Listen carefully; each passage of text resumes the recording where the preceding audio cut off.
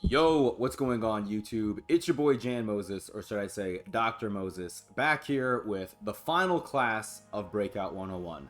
I'm going to call this the final class because honestly, we are about 3 weeks away, roughly, actually a little bit less, 18 days away from the start of Season 2. And I don't really expect to see any changes made to Breakout in a major way until Season 2 starts, if we ever see any changes. So the point of this class is going to be me going over basically a Spark Notes version. You know, it's almost like if you're in class and you're getting ready for your final exam and the professor does like the review of all the material covered throughout the year. This is going to be hopefully all the information that I've gathered for the most part and that I've shared with you guys over the past few Breakout 101 videos in a bite-sized format that we can just quickly get out there for you guys. And then I do want to share one or two ways that I would try to improve Breakout and that I would like to see Breakout be improved as we go into Season 2. So first and foremost, I want to start with some questions that I know are still probably relatively rampant in the community. I want to show you guys my Breakout board right here so that you guys can see that we have these 5 warps right here. We have one in each corner and they're all different colors, which is really cool. And then we have this one right here that is yellow. I've been telling you guys that all the portals in the corners don't really give you better rewards as consistently as the one in the middle will. If you go through the one in the middle, you're going to have access to rewards at minimum that are 10,000 MT, an 87 plus hidden gems of the game card that's unauctionable, and a 90 plus unauctionable card. So unless you get lucky and you see a deluxe pack from a promo, or if you get incredibly lucky and you see a pink diamond, such as Pink Diamond Shaq, who just came out on Friday as a part of the Barbecue Buckets promo. I saw a person on Twitter post a picture of Pink Diamond Shaq on their board. Unless you see one of those rewards, then you're going to, at the very minimum, see that 87 plus hidden gems of the, or not, sorry, not hidden gems, 87 plus gems of the game card, 90 plus card, and the 10,000 MT. So those will always be there. And if you don't know how to get to this portal, you have to basically win every single game on this breakout board, which is going to be 24. I'm not counting the games on the borders, obviously, because these are your reward boards. Let me also quickly make sure that I am recording this. Give me 1 second. Cool. I believe we are. How exciting. Great. We lost the final one. I'm sorry, Peche. But yeah, so you need to win all 24 of these games in order to get this portal to pop up. And then once you go through this portal, which is what we're going to do right here, then you're going to have access to this board, and then you're going to need to only win 12 games. And the reason why it's 12 is because let's say you want to get to, we want to get to these corner squares right here, right? So you have to either go north and south or east and west. So we'll say you're going north and south. You have to win 1 game here and then 1 game here.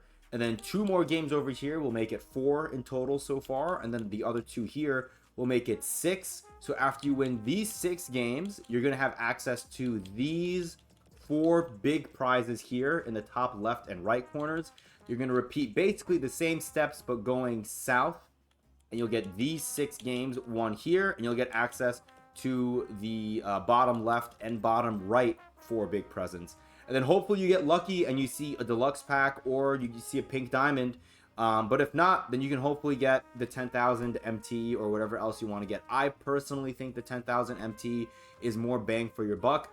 Although at this stage of the game, getting higher tier unsellable or unauctionable cards may not be the worst thing in the world, because right now we're, in a point in my team where it's kind of tough to get rewards in this game. Now, this weekend has been really good in terms of getting rewards, because if you take a look here, we have the Celebrating Derrick Rose agenda set to get a 92 plus hidden gems card, which is really nice.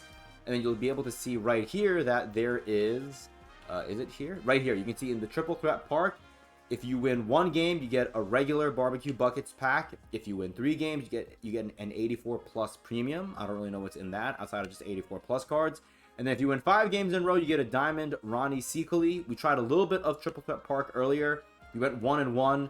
My team is just not that good, and I got matched up with someone that was bringing in pretty tall players, and they just bullied my players down low. I was not able to capitalize from the perimeter, and so we lost. But I want to try it again, maybe a little bit later. I'm personally not too crazy about Ronnie Seakley, by the way, but I think it's a really good event. It's by far the best one we've gotten in Triple Threat Park.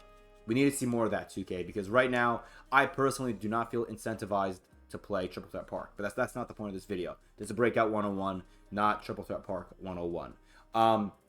So basically, you need to win the 24 games on the first board to get access to this board, and then you need to play 6 games on this side and then 6 games on this side to get access to the 8 big prizes on this board, which means you're playing a total of 36 games.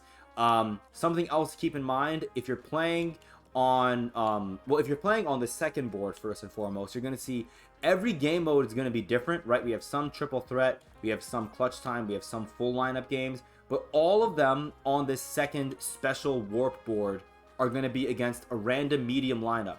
In this circumstance, you're going to want to bring lower tier teams. So you're not going to want to bring like a team like this, for example, with your pink diamond Tracy McGrady, and maybe you have diamond players. You don't want to do that, ideally, because if you do that, the game is going to match make with players in similar tiers as the cards that you bring. So for that reason, I'd rather bring a squad like this. Now, maybe not this exact squad, because I was trying to get dunks earlier, but I would bring a squad like this, for example. Maybe you want to bring, if you have Stephon Marbury, you grind it for him from the agendas that we had on Tuesday. Maybe you want to bring in, you know, an Emerald card that you really like this Emerald Dame Lillard's not bad. Me personally, I love this Hidden Gems Bimbo Coles that I got, but I know the majority of you guys don't have him. I just got very lucky. Marcus Camby you guys can get, and he's a great center to bring into these games because you're going to get matched up against a gold center. And this Marcus Camby card has great defensive ratings and comes with 6 gold badges, including Brick Wall, which is really nice for setting screens, and he's really good defensively. You can see Immovable, Enforcer, and Paint Patroller. The other card I love to bring into games like this, personally, is, where is he? Robert Covington. Is he small forward? Yes. Robert Covington's also great from that Ironclad collection. Other players you can bring in if you want. If you don't want to bring in Robert Covington and you'd rather bring in a guard that can shoot threes really well. The 3-point royalty, Grayson Allen's really good. Matisse Thybulle also really good. And these are cards you can bring in for like clutch time games. Like if you look at my clutch time lineup, this is the clutch time lineup I've been running, and I've been having a lot of success doing that. And in this case, let's say you want to run with this kind of lineup and you don't have Bimbo Coles, because again, a lot of you guys won't. I love bringing in a card like Maurice Cheeks, because while Maurice Cheeks isn't a great 3-point shooter, he will be able to knock down some of them with his 73-point shot. But look at those the badges, man. Hall of Fame glove is insane. He gets so many steals for me whenever I'm playing in breakout games where I'm against random easy, medium, and hard lineups. So again, if you see random easy, medium, or hard lineup on your first breakout board, bring in that budget squad. If you see anything else, if you see like current era, or if you see all-time teams like an all-time Pistons, the all-time Pelicans, I talk about it on stream all the time, which I'm currently live streaming, by the way. All-time Pelicans is my is the team I enjoy playing against the least, because they have Galaxy Opal Chris Paul, Galaxy Opal Anthony Davis, and Pink Diamond Jamal Mashburn, and they're just really hard to play against on offense because they're so good defensively. So against those teams, you're going to want to bring your best players, but against other teams like these, you're going to want to bring your budget players. And I personally also believe that it is worth going through that portal in the middle, because you do get those really good, really good rewards, I guess, in the corners. I just wish you could bring more than one of them back with you, which takes me to the second part of this video, which should not take as long as the first part. What changes would I like to see be implemented in Breakout going forward? I would love to see it where we could bring multiple rewards with us. I've talked about that before, and I'm sure a lot of others have talked about that as well, but I feel like we should actually provide a blueprint for how 2K should go about doing this. My idea is, let's say, for example, I play through this current Breakout run, right? We play all 12 games that I have to play to get to all 4 corners, and I end up getting, we'll say, the lowest tier level of rewards. I see the 10,000 MT maybe in this corner, I see the 90 plus overall player in this corner, and then I see the 87 plus gems of the game pack in this corner. I want to be able to bring back 3 rewards with me. And so what I would like to see is, if I play this game, right, those of you that have gone through this portal or this warp know that these games on this board, when you get to the end of the board, are the hardest games by far, because the difficulty goes up to pro, and the teams become incredibly difficult. You play against Galaxy Opals and Dark Matters usually that are just insane, and they hit the most insane shots, especially with it being on pro difficulty. And so what I would like to see is, let's say I play this game for 10,000 MT and I beat that God Squad. I want to have the option to continue playing on my board, but if I do so, I lose a life. So where it says 3 losses remaining, even if I win that game and I have not lost any game in my breakout run so far, that would make me, what, 37-0, right? Because 24 games on the first board, 12 games on this board to get to all the corners, and then, so that's 36, right? 24 plus 12 is 36, plus the game that I would win, again, assuming there's 10,000 MT on this corner. Winning that game would make me, 36 plus 1, according to my engineering degree, is 37. 37-0, I still get 1 loss to my bottom right tally over there because I got a reward. That way, if we do that, if you go a perfect 39-0, you'll be able to get 3 rewards. Then I could leave my breakout run that would have taken me 4 hours with, at worst, 10,000 MT, a 90 plus overall, and an 87 plus overall. Those are both unauctionable, so it's not like we're making a gazillion MT. But if you want to, you probably could make some good MT, because usually you'll see 10,000 MT, you'll sometimes see a 7,500 MT, and then maybe a 5,000 MT. So you could potentially walk away with 22,500 MT, and that's also not too bad, I think. So, that's at least how I would go about improving Breakout personally. I think that's really the only main thing I would change. I would love to see 2K give us the ability to get rewards that are smaller along the way. Like, I would love to be able to play across the board, and maybe like if I get to this square right here while I'm grinding towards the corner, I can get an unauctionable Series 1 pack.